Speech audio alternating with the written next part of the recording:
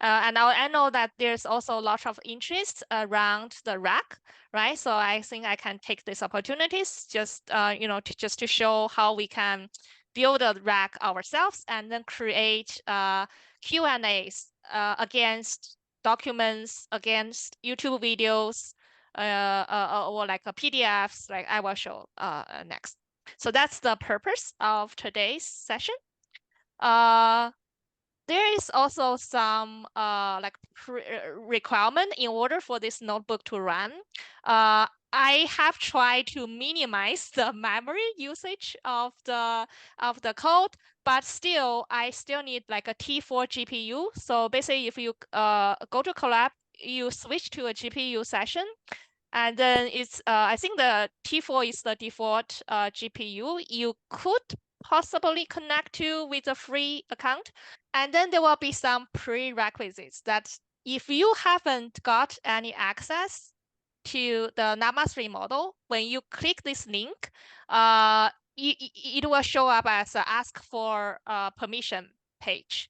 And then you can, and also you may need to register account on Hugging Face and then ask for access to Meta Llama3 models while the Hugging Face. And actually, it's not like immediate granting access. So, but that is okay. That still doesn't stop us building our own rack application. We can just easily replace it with any other model ID there. And then we can revert it back once you have the access. And then you need to create a security token in your Hugging Face account.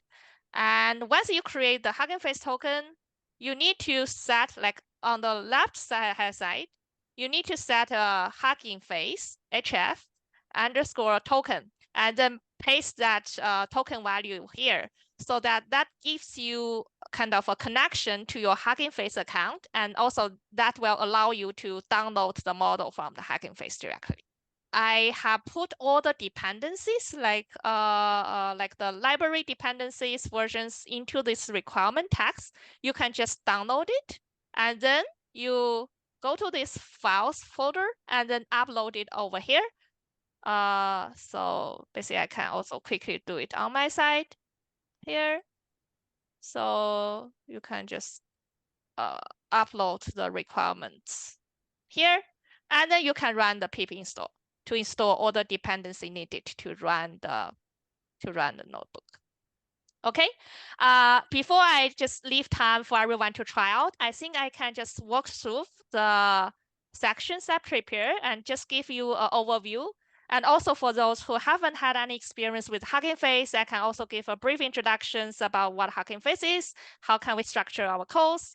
So once you are done with the prerequisites, move next. This is just import all the dependencies. So the first is like we want to load the LLM for prompting, right? So that's the first step, that I just want to load LLM. So let me share the link again to the chat. So we can just load any model. So for Llama model, so this is the model ID from the Hugging Face. So if you specify the model ID, it will, and also if you set up your security key in the Jupyter in this notebook, it will automatically go to the Hugging Face repository and then download the models for you. So you just need to specify which model you want to run. If you don't have access to Llama3 for now, while pending permission, you can switch the model ID to this one, to the Falcon instruct model. It's just a different type of instruction model. And once you get your permission, you can switch the model ID back to Llama3. Then you can load the model, right? So this is all from the transformers. So this is like a transformer library. So you can load the kind of this Corso LLM is kind of like a GPT style of models from the pre-train by providing the model ID. And this will guarantee that So in the beginning, I didn't set the device map equals auto, and then the inference is very slow because it seems that it's not able to detect GPU for the usage. So you need to specify like device map equals auto so that it can select the GPU when it's available. So this is just like allow to run the remote custom codes remotely. And this one is important. This is like a model quantization. So if you have heard of it, because the LM is large, right? Without quantization, your memory may not fit, may not be sufficient. For example, for the Llama model, without this loading 8-bit equals 2, the T4 GPU is not enough. You need to use a GPU with a higher RAM on it. So basically, I decided just because to fit in the free version, you need to quantize the model to load the model in 8-bit. And then you can build a text generation pipeline from this. And then you can specify what is the model. So usually for the pipeline, so this pipeline is from this transformer library, and it has like many different ways like to load the model for inference, and also it offer the task like for many different tasks, even beyond text, right? It can do all this like even speech recognition, sentiment analysis, task classification, generation, and also all the image related tasks. So for more details to specify the task, basically to specify this argument, you can look at this pipeline. So it enumerate like all the possible tasks there so that it can set up the pipeline properly for the corresponding task. And then you know what type of pipeline you need, like text generation, because this is like more like a Q&A style. And then you need to specify what LM you want to use, right? So this one I directly load the Llama3 instruct quantized one. And then you need to specify the tokenization because the pipeline will use the tokenizer to build up the pipeline to transform the input text into the tokens and then represent the tokens with the numbers there. So you need to specify the tokenizer. Tokenizer usually comes with the model. So you can just call this line, like tell the model ID, and then you will get the corresponding tokenizer that will work along well with the model over there. And then you can specify the temperature. I think you have heard of it, like the lower temperature is more rigid, and you are likely to get the same answers when you rerun it. And if you set the temperature too high, like 0.9, then every time when you rerun it, you will get a different answer. And also for the LM to be more creative. And also this is something I also noticed is the Llama3 sometimes it just keep repeating itself in the output. It just keeps repeating a paragraph or repeating the sentence all over and over again. So I need to have some control of the repetition. So glad that the pipeline has the repetition of penalty for the output. So I find that like setting it to like a 1.2, 1.3 is I think should be working. This is just a pad tokens for the sequence. So this is the definition of the pipeline, and then it's good to go. And then if you run it, you will see it's downloading from the Hugging Face model depository. And so this is all the models, and then you will load the models into memory. So if you look at like how many memory it needs, then you can click this and then see, yeah, I haven't run this, but you will see that it will takes up about 9 gigabytes, like once you load the Llama3 8-bit in your GPU. Okay, and then once you define that, and right now you can prompt it, you just pass a prompt to this pipeline you have defined, and then you will get the output, and the generated text is what the output. For example, I can just prompt the quantized Llama 3 model, like what is a large language model, and then this is its response to me of the scale, training data architecture, and fine tuning, etc., etc. And actually, I have seen many different versions of the output. If you run it, so if you are able to run it, I think you may see a different version of output than I run. Sometimes the Llama 3 model also provides you links to some other archive paper or some web, some forum links. I think that's also a good answer as well. But this one it looks like it's a pure text of of what is a large language model over here. Yeah. So this is about load the model and how you can prompt the model. Okay, moving next, I do want to talk about RAG, the retrieval augmented generation. So RAG, I think this is the mostly used and popular application of LLM right now. So and it has many like 2 stages. So one stage is you need to store the documents, right? Say you have your documents, whether it's like a paper, PDF, or web page, etc. And then you need to split the document into chunks because the relevant information maybe just exists in one paragraph instead of the whole document, because the full document can be very long, right? And we want to identify the exact sentence or the exact paragraph to provide that as the context for the LLM. So we need a way to split the document into chunks, and then we need to store it. So basically right now it's usually like store it, they call it a vector database. They call vector database because like each chunk is a text, and then each text chunk is represented by a vector. And you can easily do this with the sentence transformer.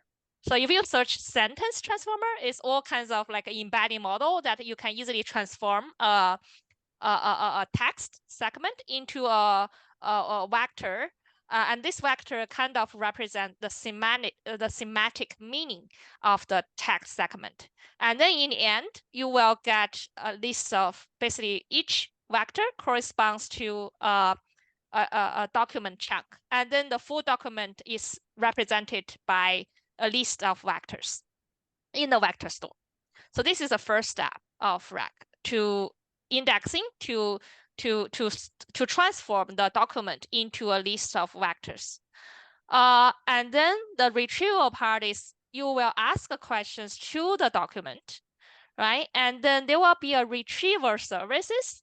The retrieval will match the representation of your questions to the vector, to the text segment represented by these vectors, right? And then calculate the similarity score to see whether this text segment is relevant for your question. And then you can retrieve the top K, say the top 1, top 3 for your question. And that will become the context for your model. The context then will be put into a prompt to the LLM. Right, so when you prompt the LLM right now, is automatic. You will just directly grab the top K as the context, and then you will ask the question. So that's your prompt, and that goes to the LLM, and then the LLM will provide the answer based on the top K context that's automatically retrieved from the vector database. Why people doing this? Because first, LLM can hallucinate, right? And people find that providing the relevant context can help reduce the hallucination, and thus can also improve the accuracy of the LLM outputs. And also, another use case of this is the public data. So basically, you can enable the LLM on your custom dataset. Your custom dataset may not be public, and the LLM they may never seen before, no matter for the pre-training or for the fine-tuning process. The LLM may never see the piece of the text for your custom document before, right? By providing the document as the context will help adapt the LLM to answer the questions more specific to your document, to your use case.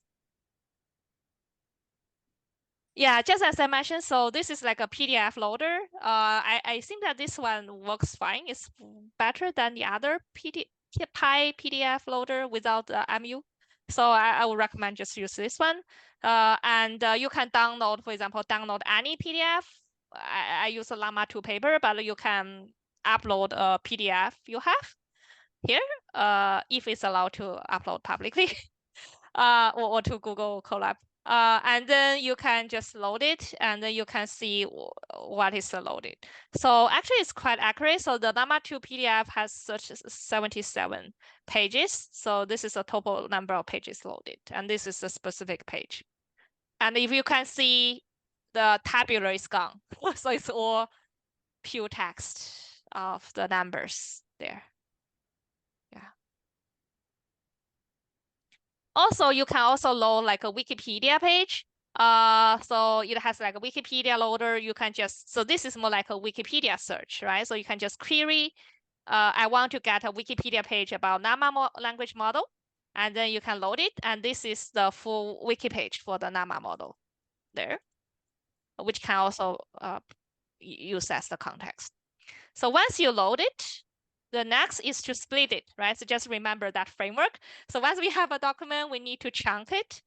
And how we chunk is actually just based on all the separators, right? And it's like a recursive text splitter where you first split all the text based on this kind of a double new line.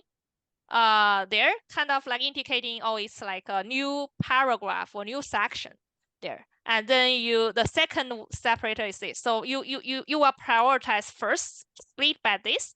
And then if it's still beyond the chunk size, then it will use the second splitter to further split that chunk into smaller ones and such. So it's kind of like a different list of separators that you will run recursively for the text segment, so that it will falls within the chunk size that you have specified. And then this is like how you run the chunks. And then say if I run this, if I set the chunk size to be 1000 tokens, and then this is the number of splits I got in the end. So basically for that 77 pages, in the end, I got 309 text chunks, document chunks. And this is like one example of the chunks, which actually I don't think is doing a very good job. It looks like the PDF, for example, after end, it's not complete sentence, but somehow it's still, maybe it's due to the space, right? So it's like even splitting based on this is still like beyond 1000, and then it's going to split by space. And then it's left some like incomplete sentence over here. Yeah, so I think like how can we effectively split the document to make sure that we do not break the structure of the document is also a very interesting implementation and research to look into. But you see, like this length is like 916, which is below like 1000 limit that I said. Yeah. Yeah. And then once we split them into 309 chunks, we need to store it into a vector store. To store it in a vector store, first we need a sentence transformer. Basically, you can use any sentence transformer. So here is just like a one option here, and you can go to Hugging Face sentence transformer to see all the other available options. So all the sentence transformer is just transform a text segment into a vector. So that is what it's doing. And that vector should represent the semantic meaning of that text. So basically, you just have a Hugging Face embeddings. So this is like, it's still from the LangChain embeddings. Import the Hugging Face embeddings. You specify what is the sentence transformer you want to use, what is the parameters, etc. So this is just only one parameter is just using GPU. And then you have your like embedding model, and then you can build your vector database. I use the Chroma. So if you go to the LangChain vector store, so if you go to this link, you can see all the other options to your question, like all the other options of the vector store database you can use. So I use Chroma because it's like a very lightweight, clean version that you can run locally. So I use Chroma, and this is kind of like just specify a local folder so that it can store all the vectors locally. And then from these documents, you can tell, okay, what documents I want to store for this vector database, what is the embedding model, and where should I store it?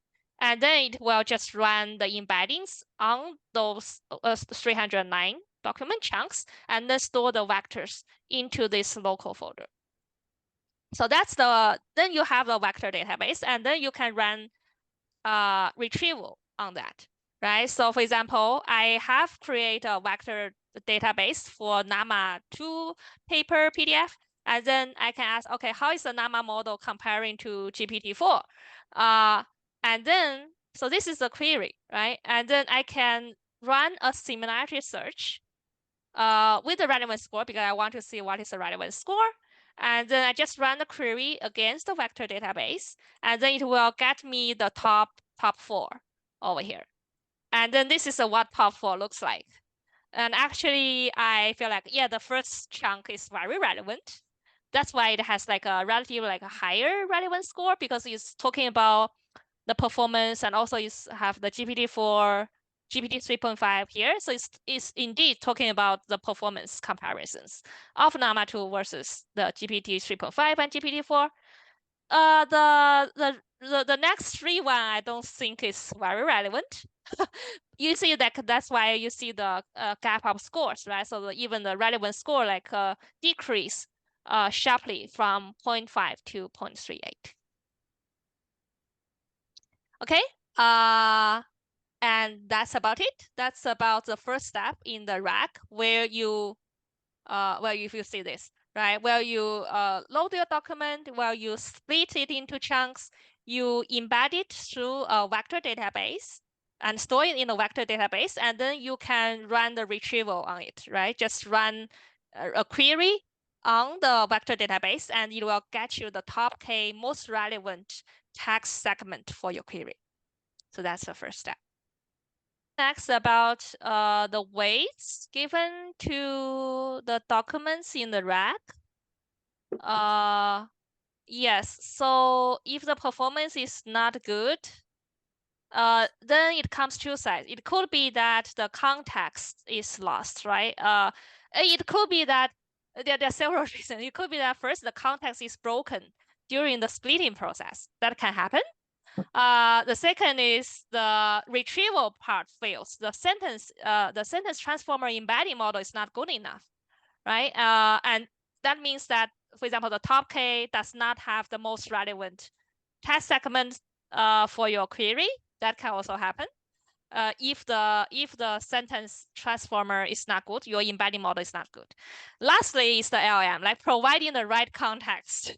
The LLM could still make a mistake. It could still hallucinate. So I think it's 3 parts, but I think the key part should come from the context part, because the LLM, especially if you use a very mature one, like for example, Llama, like even larger, like 70 billion, or like OpenAI API, or more recent Mistrals and other type of model, I provide the right context. I don't think it should make that bad mistake there, unless it's really, really hard to reason. For example, if it's a math related or coding related, it requires lots of logics, then it could make a mistake. But if it's just like a simple walkthrough of the text and extract the most relevant information, I don't think the LM should fail on that if the context is right.